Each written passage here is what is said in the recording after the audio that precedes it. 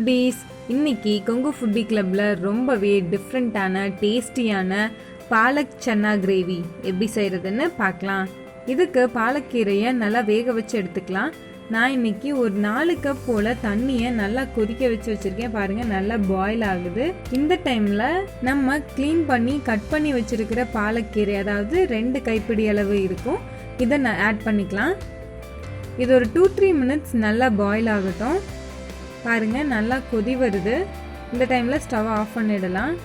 Of பண்ணிவிட்டு நம்ம தண்ணியிலேருந்து பாலக்கீரையை வடித்து எடுத்துக்கலாம். வடித்து எடுத்து நல்லா ஆற வச்சுக்கலாம். பாருங்கள், ரூம் டெம்பரேச்சருக்கு ஆறியாச்சு. இப்போ இது ஒரு மிக்ஸி ஜாரில் போட்டு நல்லா ஸ்மூத் பேஸ்ட்டாக பிளெண்ட் பண்ணி எடுத்துக்கலாம். அவ்வளோதான், நம்மளோட பாலக் பியூரி ரெடி ஆகிடுச்சு. இப்போ கிரேவி பண்ண ஸ்டார்ட் பண்ணிடலாம். ஸ்டவ் ஆன் பண்ணிவிட்டு பேன் ஹீட் ஆனதும் அதில் ஒரு 2 ஸ்பூன் போல் ஆயில் ஆட் பண்ணிக்கலாம். ஆயில் ஹீட் ஆனதும் அதில் 1 ஸ்பூன் அளவுக்கு சோம்பு ஆட் பண்ணிக்கோங்க. சோம்பு பொரிஞ்சிருச்சு. இப்போ நம்ம கட் பண்ணி வச்சுருக்கிற ஒரு மீடியம் சைஸ் பெரிய வெங்காயத்தை ஆட் பண்ணிக்கலாம். நல்லா வதக்கி விடுங்க. இப்போ 1 ஸ்பூன் அளவுக்கு இஞ்சி பூண்டு விழுது ஆட் பண்ணிக்கலாம். கூட ஒரு 2 காஞ்ச மிளகாய் ஆட் பண்ணிக்கலாம். எல்லாத்தையும் சேர்த்து நல்லா வெங்காயம் கோல்டன் கலரில் ஆற வரைக்கும் வதக்கிக்கலாம்.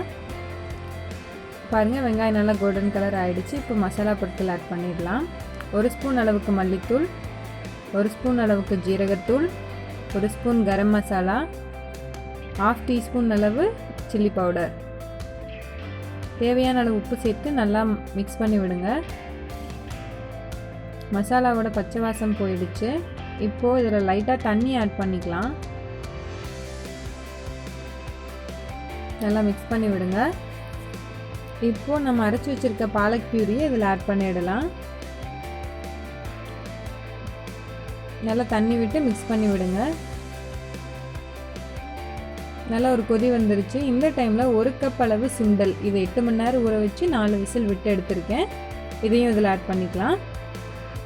தேவையான அளவு தண்ணி ஆட் பண்ணி நல்லா மிக்ஸ் பண்ணி விடுங்க. நல்லா ஒரு கொதி வரட்டும். பாருங்கள், நல்லா கொதி வந்துருச்சு. பாலக்கீரையோட ஸ்மெல் ரொம்ப நல்லாவே வருது. இந்த டைமில் லைட்டாக கொத்தமல்லி தழை தூவி நம்ம ஸ்டவ் ஆஃப் பண்ணிடலாம். இதோ நம்மளோட சுவையான பாலக் சன்னா கிரேவி ரெடி ஆகிடுச்சு. வீட்டில் ட்ரை பண்ணுங்கள். இந்த வீடியோ உங்களுக்கு பிடிச்சிருந்தா கொங்கு ஃபுட்டி கிளப்க்கு சப்ஸ்கிரைப் பண்ணுங்கள்.